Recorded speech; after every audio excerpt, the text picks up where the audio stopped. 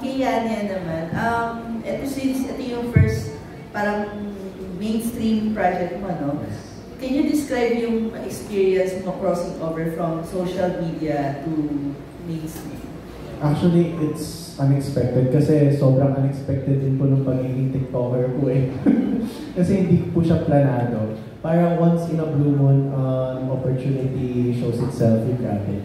Kasi po dati nag-aaral lang ako, tapos ang hilig ko lang po talaga sumayaw. Tapos I joined a dance company. I never really thought that I will come this far. And in-expect ko po na kasi na mag-aaral ako, magkakaroon ako ng job, then I will work, then I will, you know. Pero sobrang unexpected, but I'm happy that I'm here. Super thankful ako kay Lord, super thankful ako sa mga taong nandyan sa akin, nag-stay, sumuporta sa akin. Yung pag-ipat ko po na from social media to mainstream, super honored. Kasi though sabihin man natin, medyo unfair siya-ish, kasi may help. Kasi parang, di ba, minsan iniisip natin, unlike before, sobrang pinaghihirapan po ng lahat para maging isang artista.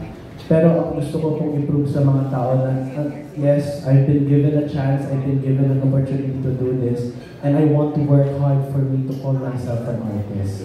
Kaya paghihirapan ko po ito, and thank you po so much sa opportunity.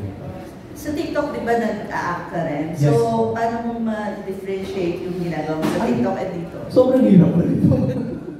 Parang syempre po sa TikTok, you direct yourself. You cut, you transition. Nasa bahay lang po ako, pero here, syempre professional na, ibang environment. Meron na tayong mga artists na sobrang gagaling. Syempre parang nasa sandwich po ako sa gitna.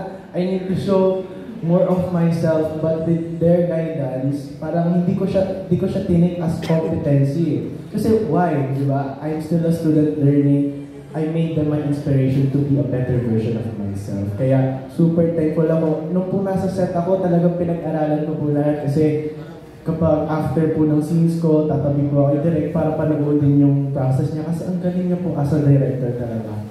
Promise, imagine the things that a director will do, you will not expect it. Kaya super na-inspired po kay Direct Bobby. And of course, acting nila Ate Kim Molina and Kuya Empoy. Kasi nakilala ko si Ate Kim Molina talaga sa Jowa Ball. Mga 10 times ko yung pinanood po. Yung mga mura doon, na-memorize ko na lahat.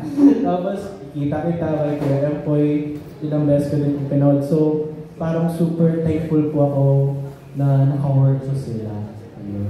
Siguro, last na lang for you. Ano yung opinion mo dun sa yung mga pagkuha sa mga social media influencers na mag-mainstream sa pagdating sa akin? Actually, some people may see it as a bad thing, pero for me, I don't see it as a bad thing. Parang yes, they are inexperienced, pero they are given the chance or the opportunity to be that person. And they need, para sa akin, kung ako, isa po ako, kabilang po ako doon, gusto ko pong paghirapan ko po ito. Hindi ko po kiniklaim yung sarili ko as an artista. Gusto ko marami akong marating, marami akong matutunan. It's a long process, but I want to work hard for it para po, you know, ma-improve ko sa sarili ko sa lahat na hindi po sayang yung opportunity binigay po sa akin.